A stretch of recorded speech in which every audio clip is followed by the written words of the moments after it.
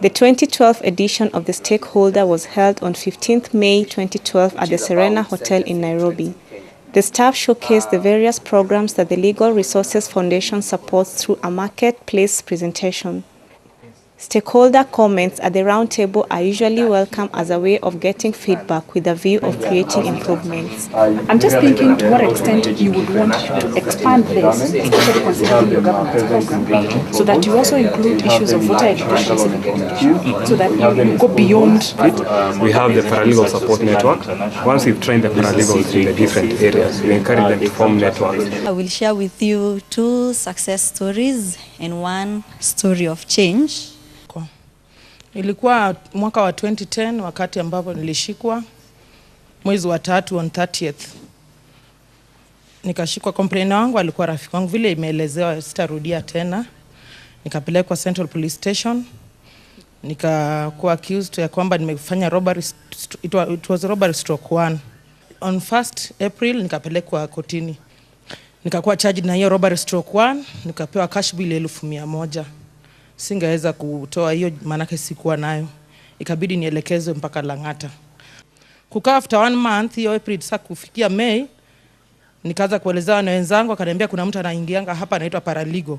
Sasa nilikuwa nashindwa paralegal ni maana yake nini? Maana sikuwa najua. Akaja, by then alikuwa anaitwa Alan. Nikaenda nikazungumza naye. Kwenda akanielezea vizuri, nikamwambia niko na shida. Ikabidi ni disclose hiyo, nimwambie ukweli vile kulienda. Akani assist. Akaniambia kwanza nitakana nione witness statement. Nikampea file yangu, number file. Akaniendea mwenyewe huyo paralegal mpaka Central Police Station. Akaanza kunishughulikia. Akaniuliza kuna mtu yote anaweza nisimamia kwa surety. Nikamuuliza na nilisikia High Court hakuna mambo ya surety, Nairobi Law Courts. Akaniambia hapana, nitakusaidia inawezekana. Paralegal alishughulika kweli, nikampea namba ya simu ya nyumbani kwetu huko Butere. Mimi ni Mluya, huko Butere. Akapigia babangu, akaongea naye, akamwambia kama kuna surety ya title deed inaweza saidia. Mbeza hiyo nini ikaenda through, ikakubaliwa kotini. Nikaweza kutoka. Baada ya kutoka nikaendelea, ikafika wakati wa IO kukuja kotini, investigation officer akaanza kuabscond. Hakuwa anakuja sasa, manaka alijua I sustain hiyo charge yenye alikuwa amenicharge nayo mbeleni. Baadaye alirudi akaleta charge sheet nyingine ambayo ni stealing from a person. Sasa hiyo charge ika drop from robbery stroke 1 to stealing from a person.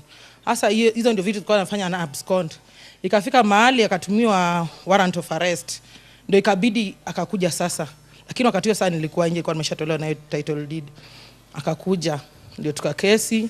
Alimpea maswali za kumuuliza, maswali mingi yenye iliweza kumshinda hata kujibu hapo.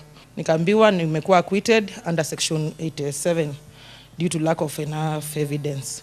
Community paralegals have been able to use the paralegal journal tactfully in recording the cases that they handle in the community, recording human rights issues. They've also been able to use it as a diary. I'm going to invite Janet Kio, a community organizer from Kangundo in Machakos County, to share with us how she has been able to use her paralegal journal. Now, in the community, we use this paralegal journal as my diary, and how we meet with the client, and how I mobilize the people for that client. Then we sit down, or we go to the chief's office. After that, the chiefs or the DC signs this book, and all the members who are in that meeting should sign this book, because a person can change a tongue and say, I was not in that meeting. Then I refer my book again. I tell that man or a woman, you are in this book and you signed my book the time I was sitting in a certain case.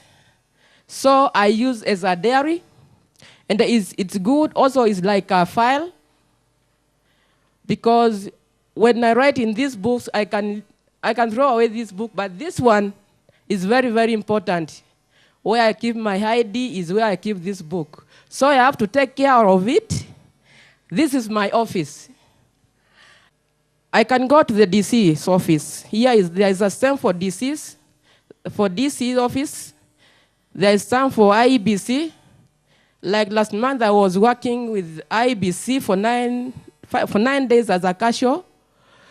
I was mobilizing people with them for voter education campaigning.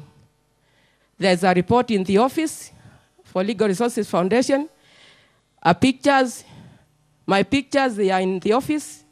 Also, the coordinator for IBC in Kangundo constituency, she stamped here, Madam Ellen.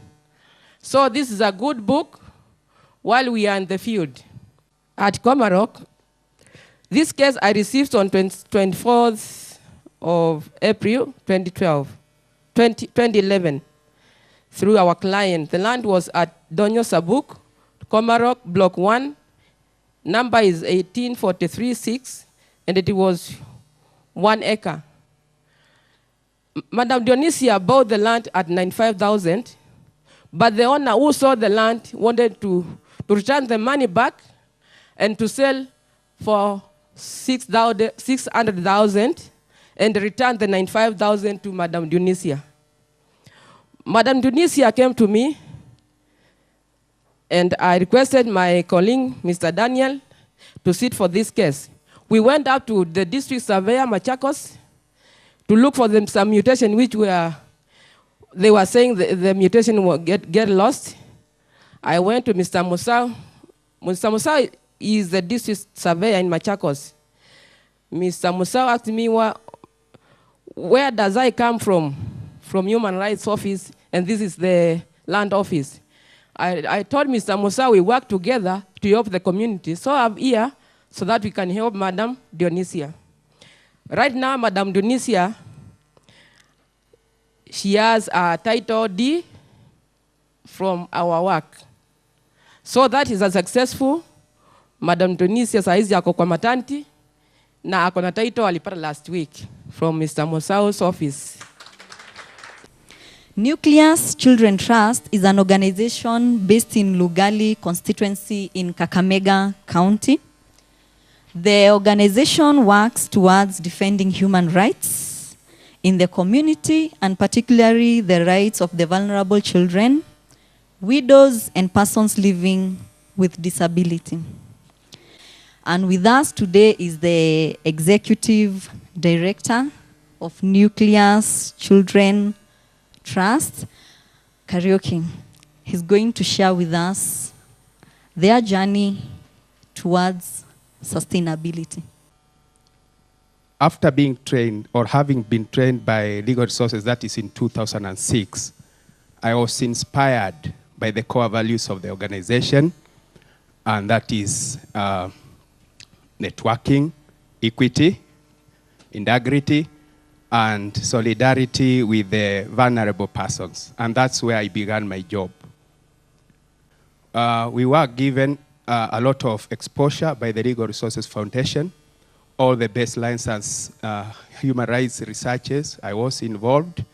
And that earned me to observe the elections that is in 2007 as a regional coordinator in Western.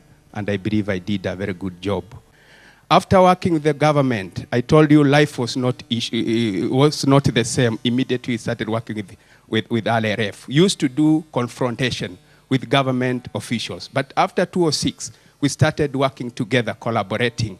And all that period that we worked with the government, they were able to recognize that I had done an exemplary job working with the children, and I was able, the president earned me the head of state commendation for protecting children. Also, currently, what we are doing, we are bringing change to the grassroots. Legal Resources has engaged itself in developing policies and acts that protect children, especially the Sexual Offences Act. Down there, we are trying to see that every person implicated with sexual offenses, they are invoking that law. And I want to tell you, we have 9 defilement cases that are now being tried on the same. One person has been jailed life. He just died the other day in Naivasha prison. Legal Resources Foundation has gone a step ahead to empower us or train us in human rights defenders, human rights defenders in a protection training. We underwent that training and we are able to cope up with the situation at the grassroots. Just arresting a neighbor and you continue shaking hands.